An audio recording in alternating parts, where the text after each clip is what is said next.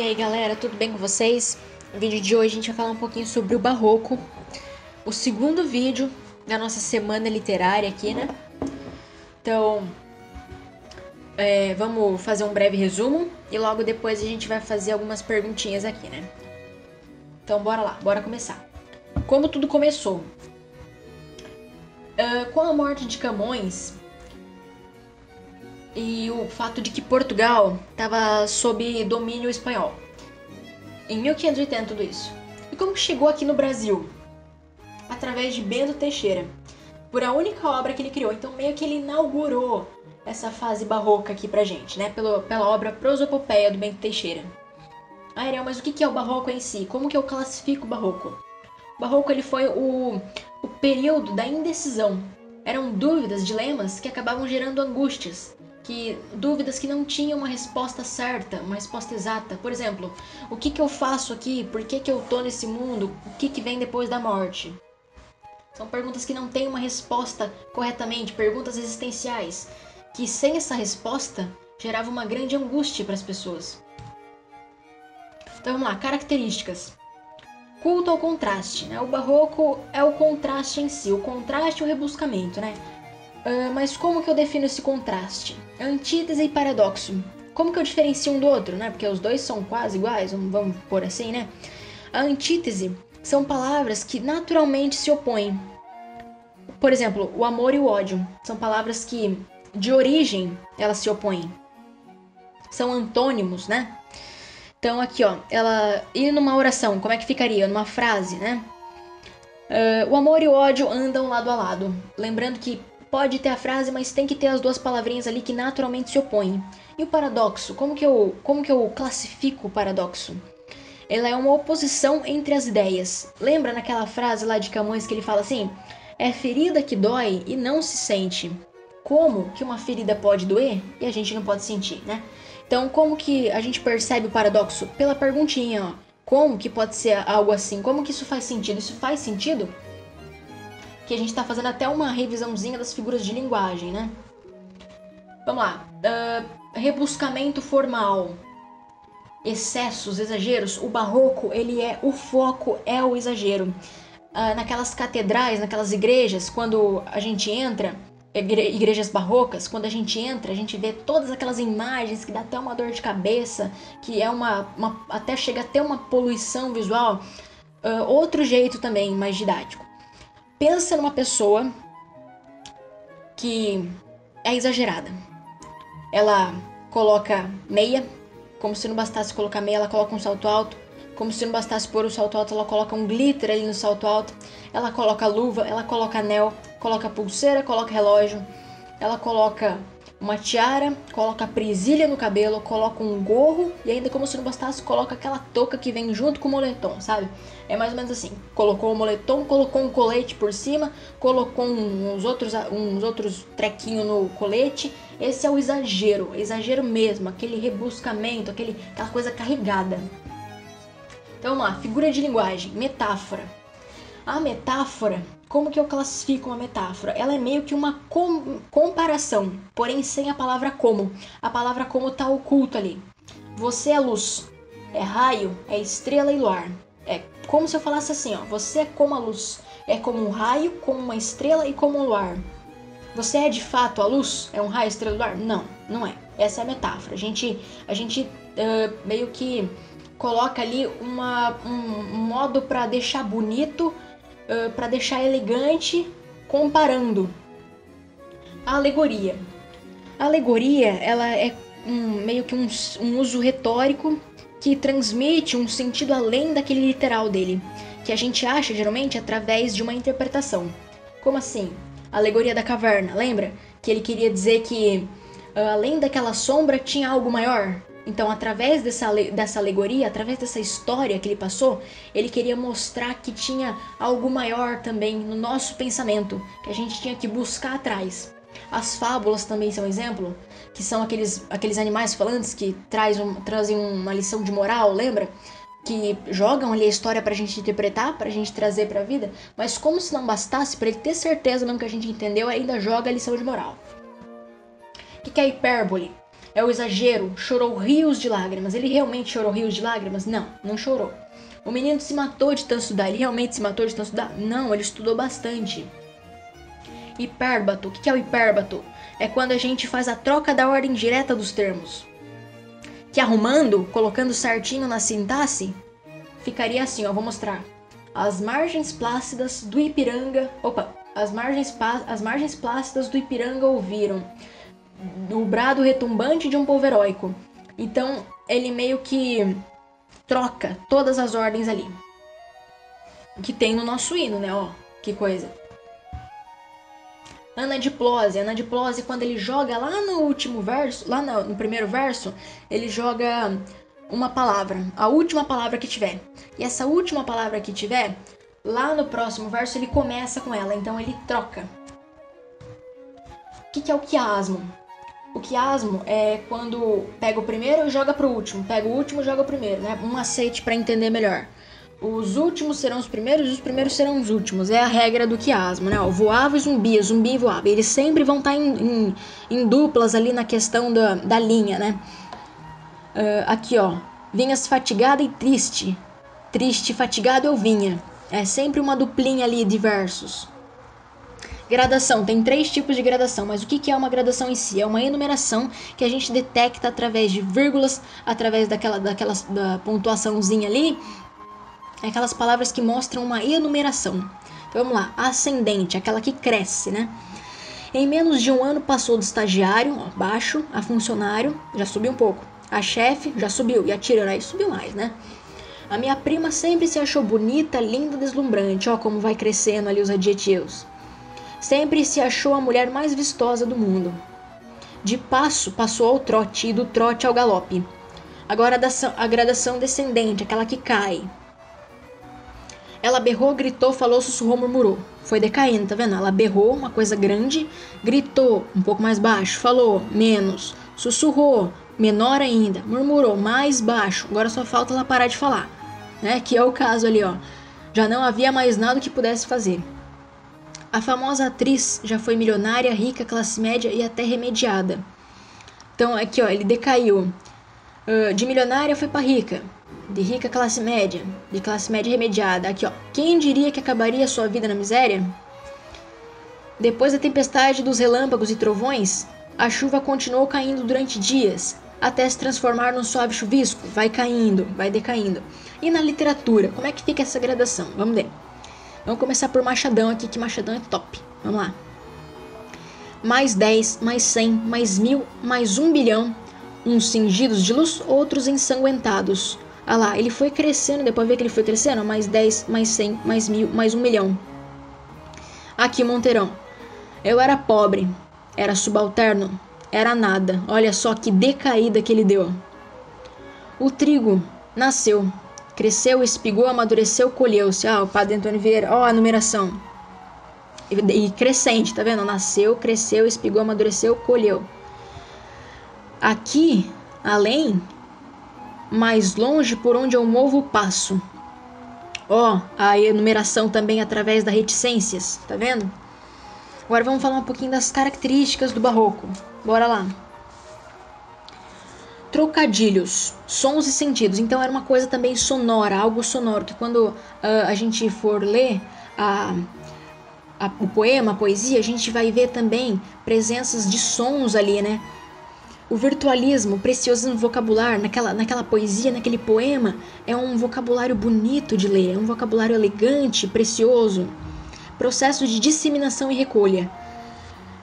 O Gregório fazia muito isso, né? Então vamos lá, ó. O que é a disseminação e recolha? Quando a gente dissemina, ó, tá vendo aqui que no final de cada verso tem uma palavra? Ele disseminou todas e lá na última estrofe, que na segunda estrofe, o último verso da segunda estrofe, ele já junta todos. Então ele dissemina, ele separa e depois ele recolhe todas num só. Aspectos pessimistas da existência, o niilismo, o ceticismo, nenhuma certeza a respeito da verdade. O que é o niilismo? É aquela pessoa que já não quer mais saber, né? Já perdeu o sentido ali, tudo pra ela. Pessimista pra caramba, né? Já perdeu até o sentido da vida ali pra ela. Consciência da efemeridade. O que é efemeridade? Algo breve, algo que vai passar, algo rápido, passageiro. Eles tinham consciência da passagem rápida que era a vida. Então, carpe diem, aproveita.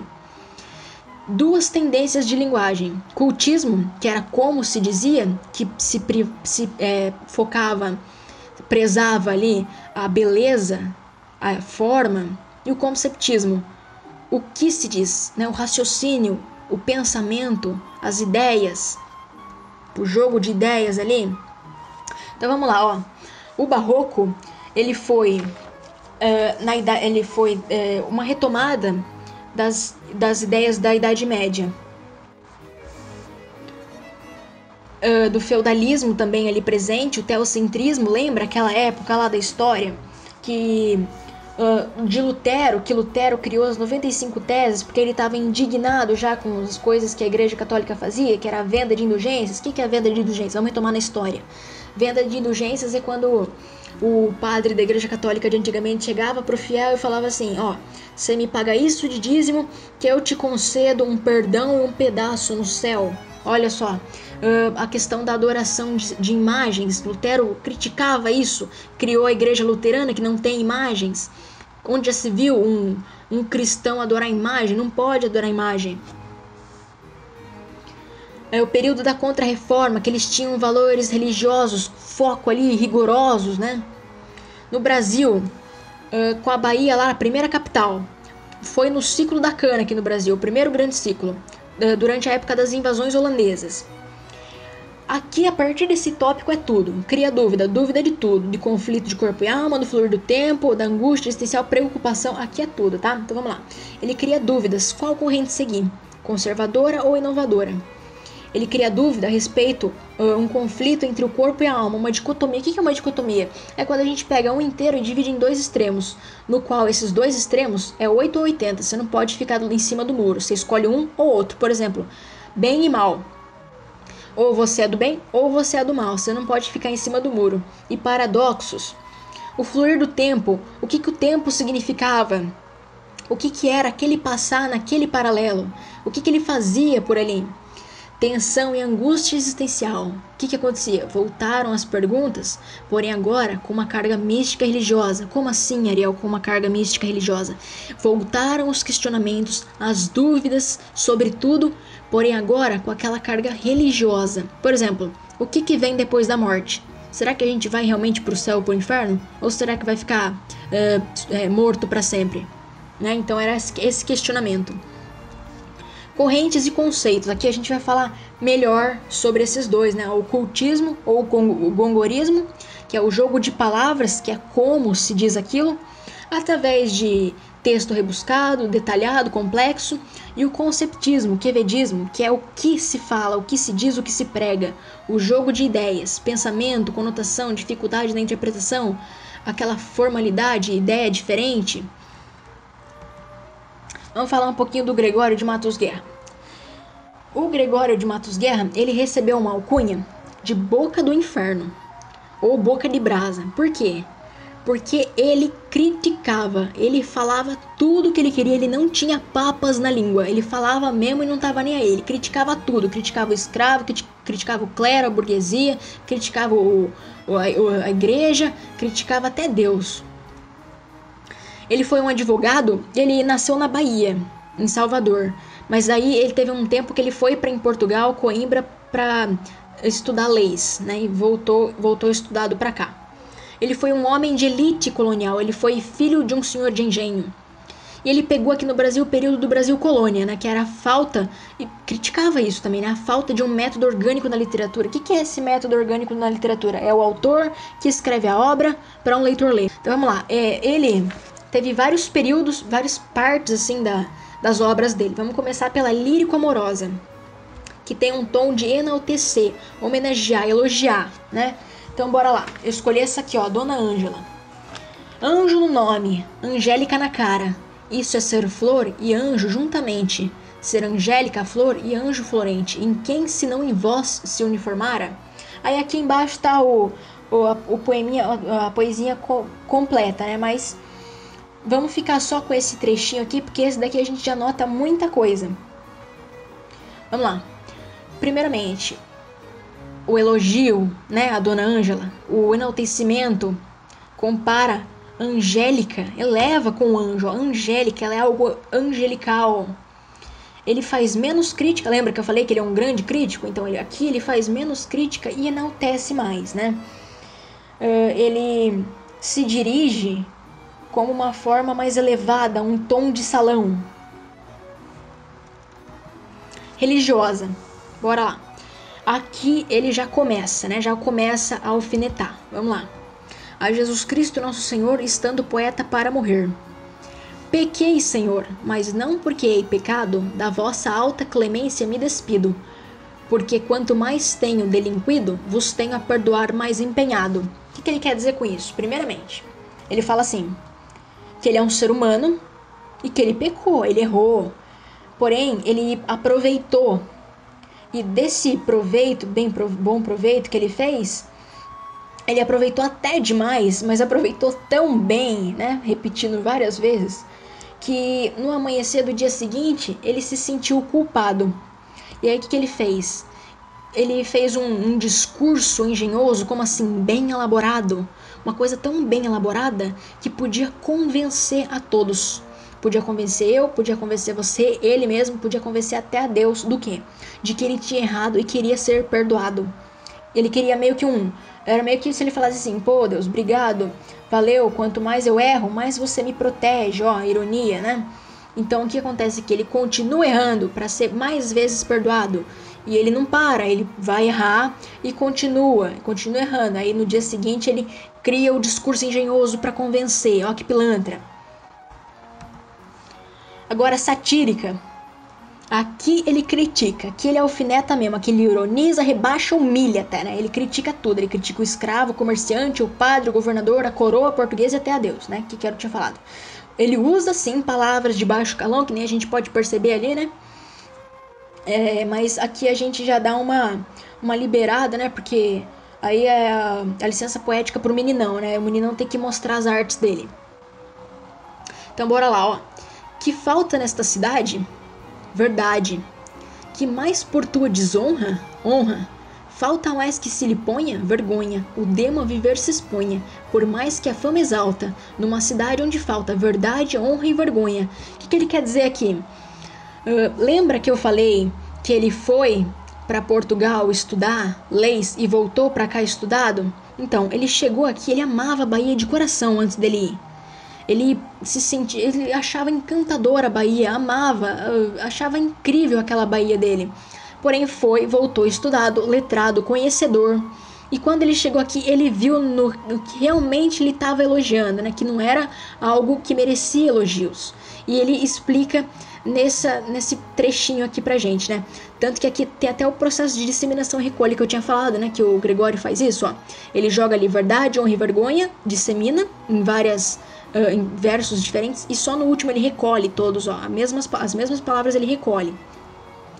Então, aí quando ele chegou aqui, ele viu no que ele estava se metendo, né? E aí ele criou essa poesia, esse trechinho, né? Vamos colocar assim, né? Que falta nessa cidade? Verdade, uma Bahia hipócrita, uma Bahia mentirosa, que mais por sua desonra? Honra, uma Bahia que não se dava o devido valor. Que falta mais que se lhe ponha? Vergonha, uma Bahia que não tinha limite, não tinha vergonha. O demo a viver se expõe. O que ele queria dizer? Que o demônio estava solto ali. Por mais que a fama exalta, numa cidade onde falta verdade, honra e vergonha. Então nessa cidade, Salvador, né, falta ali verdade, honra e vergonha. Para a Bahia, para a população, para todos. Agora a próxima, ó. Lembrando que licença poética aqui pro meninão, que ele tem que mostrar a arte dele para nós, né? Então vamos lá. Defina a sua cidade. Agora ele vai definir Salvador. De 2 Fs se compõe esta cidade, ao meu ver. Um furtar, outro, né? Então, continuando. O que ele queria dizer isso aqui? Criticou mesmo, né? Sem papas na língua. O que? A prostituição, a libertinagem, o furto, a ladroagem, que era aquela Bahia que ele enxergou quando voltou estudado, porque antes ele não era estudado e amava a Bahia. Quando ele voltou, ele enxergou o que realmente estava acontecendo ali. Agora vamos falar do Padre Antônio Vieira. Bora lá. Ele bateu de frente com as classes dominantes. Ele recebeu a alcunha de Fernando Pessoa, lá, no período do modernismo ali, em Portugal. De imperador da língua portuguesa. Ah, mas ele não é do barroco? Sim, mas quando Fernando Pessoa deu essa alcunha para ele foi no período do modernismo. Ele era português, porém viveu no Brasil. Aí, por isso, ele foi famoso tanto na literatura portuguesa como na brasileira. E ele tinha um método, ele dividia em 3. Profecias, que era texto visualizando o futuro. Cartas, textos descrevendo a situação social. E sermões, de cunho pedagógico, passando uma lição. E teve o episódio do Estalo de Vieira, né? Que geralmente passa em branco, mas eu vou falar aqui pra vocês, só pra vocês não ficarem de fora. O que foi o episódio do Estalo de Vieira? Quando o padre Antônio de Vieira, ele estudava, ele era o pior aluno da turma. Ele ainda não sabia ler, ainda não sabia escrever e não sabia não sabia pregar. Então, tudo que ele mais queria era saber escrever, saber ler, para conseguir fazer sermões e conseguir pregar. E aí, toda vez que acabava a aula, ele passava na frente da imagem de Maria, acho, e fazia um pedido para ela. Se não me engano, era Maria. Fazia um pedido para ela. Pedia para que esse desejo dele se realizasse. Até que um dia, do nada, né, através de um estalo, o estalo de Vieira, através de um estalo, ele conseguiu ler, escrever, escrevia sermões, fez vários, sermão da 60ª, fez vários, e conseguiu pregar tudo aquilo, através de um estalo. Então esse é o episódio do Estalo de Vieira. Então vamos lá, o sermão da 60ª. Vamos analisar ele aqui.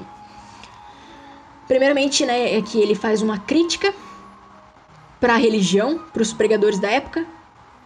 Então vamos ver aqui. Não fez Deus o céu em xadrez de estrelas, como os pregadores fazem um sermão em xadrez de palavras. O que ele quer dizer com isso? Que se Deus fizesse o céu do mesmo jeito que os pregadores fazem um sermão, a gente estaria perdido agora. Por quê? Porque o pregador, ele faz do jeito que ele quer, faz um jeito mequetrefe, sabe? Faz de qualquer jeito, faz a lambança ali. Então, se Deus fizesse o céu, as estrelas do céu, do mesmo jeito que os pregadores constroem as palavras na hora de pregar, as estrelas, né, estaria tudo errado, às vezes nem tinha estrela, não teria brilho, estaria uma zona. Então ele faz uma crítica para a própria ordem religiosa aqui, né, nesse sermão, para os próprios pregadores, padres como ele, a hipocrisia da época. Ele critica a hipocrisia da época, como que o pregador prega o que ele mesmo não cumpre. Sermão de missa, de cunho religioso, cristianismo e político-social, de aspecto crítico. E aqui, ó, tem alguns ícones do barroco: Gregório de Matos, como eu já falei, o Antônio de Vieira, o padre Antônio Vieira, o Bento Teixeira, que eu já tinha falado, que ele que inaugurou pra gente aqui o barroco, através do livro Prosopopé, que foi o único livro que ele criou. Manuel Botelho de Oliveira. O Manuel, ele fez várias poesias e juntou todas e criou um livro, que é esse aí que tá na imagem. E tiveram alguns pintores e escultores. Por que eu coloquei aqui? Porque cai no Enem, principalmente Aleijadinho. Ó, ali no Mestre Ataíde, ó, a pintura do Mestre Ataíde, como é rebuscado, tá vendo? Como é carregado, como são imagens religiosas. Então, ó, o foco do barroco, rebuscamento e religião, aquela questão mítica, aquela carga mítica, lembra? Mística, né? Então, uniu tudo isso ali, né? Uniu o útil e agradável. Então, olha só, pra eles, né? Porque pra gente acaba tornando um pouco confuso. Então, a escultura de Aleijadinho e a pintura de Mestre Ataíde. Então, vamos lá para as questõezinhas agora. Considerando que durante o barroco os poetas escreviam praticamente para si mesmos, e que no arcadismo a intenção é divulgar as ideias em textos acessíveis ao maior número de leitores, identifique as características desses estilos listadas a seguir, escrevendo 1 para o barroco e 2 para o arcadismo. Então vamos lá. Volta à Idade Média. Lembra que eu falei, acho que foi, se eu não me engano, no segundo tópico já, segundo slide, que as ideias do barroco têm uma volta à Idade Média? Então, essa aqui, ó, volta à Idade Média. A gente já marca um aqui já. Volta ao Renascimento. Aqui, volta ao Renascimento já é do arcadismo. A gente vai ver isso no próximo vídeo. Mas o arcadismo, ele também tem outro nome, que é neoclassicismo, é o novo classicismo. E no classicismo tem a ideia do renascimento ali, né? Então, se no classicismo é o renascimento, no arcadismo o neoclassicismo é a volta do renascimento. Esse aqui é 2, então. autêntico, ainda que paradoxal. Naquela época, o barroco foi sim algo muito autêntico. Imagina, do nada surge um negócio que tem como objetivo a carga mística e o rebuscamento, o carregamento. Então, é algo novo. Celestial, espiritual e místico. Sim, lembra? Eu acabei de falar aqui da carga mística, espiritual, celeste, algo religioso, né? Isso aqui também é campestre, pastoril e bucólico. Gente, não precisa nem terminar, né? Campestre, pastoril e bucólico. Essas são as principais características do arcadismo. A gente vai ver isso no próximo vídeo. Todo conhecimento vem da experiência e da reflexão. Ah, Ariel, da reflexão eu não sei, mas da experiência. Da experiência é arcadismo. A galerinha ali, a rapaziada do arcadismo falava assim que o conhecimento tem que chegar através da experiência, né? Eles falavam assim, então é a letra D, tá? Vamos marcar D. Enem, lá, aleijadinho ali, ó, tá vendo? Então bora lá. Com contornos assimétricos, riqueza de detalhes nas vestes e nas feições, a escultura barroca no Brasil tem forte influência do rococó europeu e está representada aqui por um dos profetas do pátio do Santuário do Bom Jesus de Matozinho, em Congonhas, Minas. Esculpido em pedra-sabão por Aleijadinho. Profundamente religiosa, sua obra revela liberdade. Aqui, liberdade a gente já vê que não, porque não é o foco do barroco, né? Ah, Ariel, o que é rococó? Rococó é o barroco rococó, tá? É quase a mesma coisa. Credibilidade. Atendendo às encomendas dos nobres de Minas. Não, atendendo às encomendas, o Aleijadinho tinha como objetivo fazer obras para encomendar? Não. Simplicidade. Lembra que no barroco o foco é rebuscamento, carregamento? Então por que é simplicidade? Personalidade e singularidade. Vamos ver. Personalidade. Modelando uma imagem sacra com feições populares. Se a gente for analisar, sim, é uma imagem sacra, porém com uma feição do povo, né, com características de uma pessoa normal.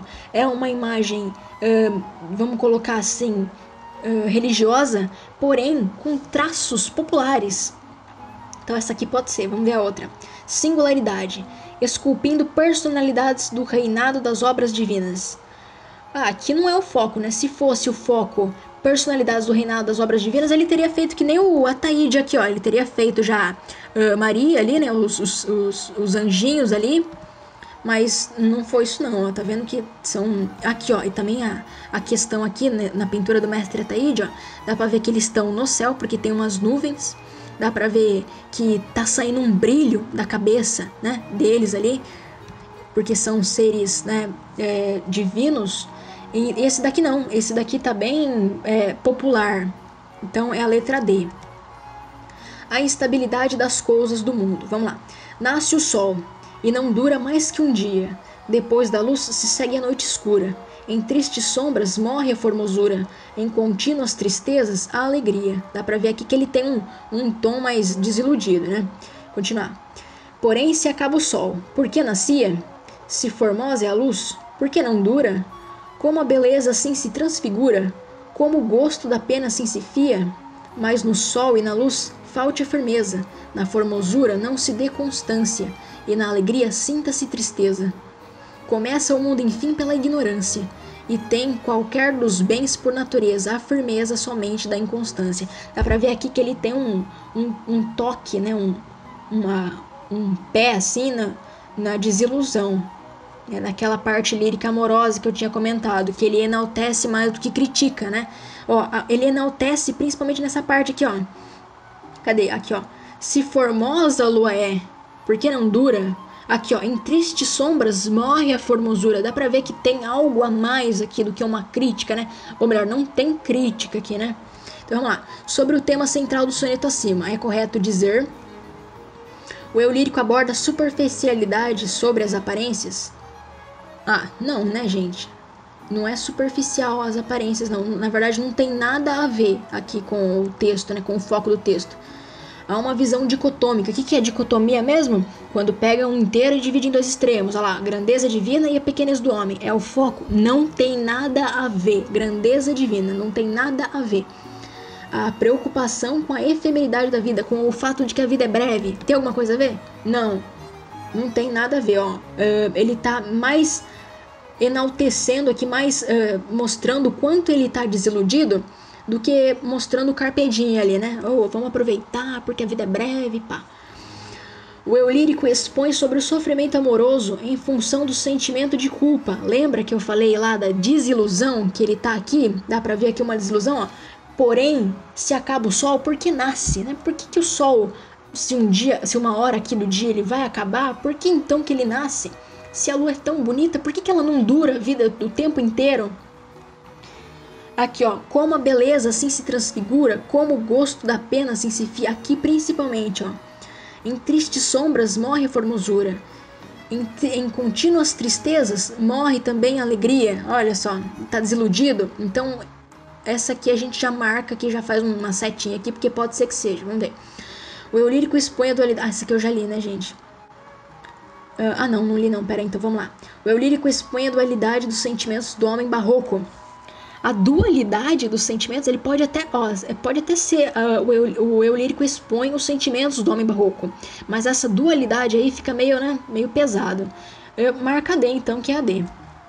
Sofrimento amoroso, porque mostra um tom de desilusão, e o sentimento de culpa dele, alguma coisa ali aconteceu. Vamos lá, 4.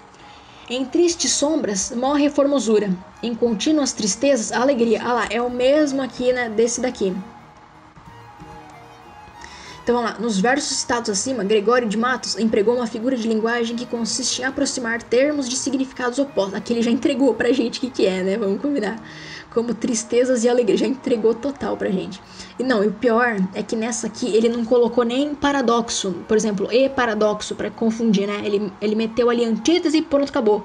Porque geralmente a gente fica com dúvida entre paradoxo e antítese, né? Mas não, gente, é D, né? Antítese, que são palavras naturalmente contrárias. Se tem tristeza, qual que é o antônimo da tristeza? A alegria. A antítese a gente define como antônimo, tá bom? Tem mais, vamos lá, Unicamp. A arte colonial mineira seguia as proposições do Concílio de Trento, dando visibilidade ao catolicismo reformado. O artífice deveria representar passagens sacras. Não era, portanto, plenamente livre na definição dos traços e temas das obras. Sua função era criar, segundo os padrões da Igreja, as peças encomendadas pelas confrarias, grandes mecenas da arte em Minas. Aí tá de onde surgiu o texto. Considerando as informações do enunciado, a arte colonial mineira pode ser definida como renascentista, pois criava na colônia uma arte sacra própria do catolicismo reformado, resgatando os ideais clássicos segundo os padrões do Concílio de Trento. Acho que, gente, essa aqui, renascentista, escolástica, popular, olha ali, ó, barroca, tá vendo? O que a gente tá estudando? Barroco, né? Então, barroco B, né? Período da Contra-Reforma, era financiada e encomendada pelas confrarias e criadas pelos... Essa daqui, nossa, eu tô com dúvida nessa, não faço ideia do que significa esse negócio de... cadê? Aqui, ó, confraria, não sei, não vi sobre isso. Gente, essa daqui já tá barroca, ó, tá vendo? Estamos vendo barroco, já marca o barroco ali.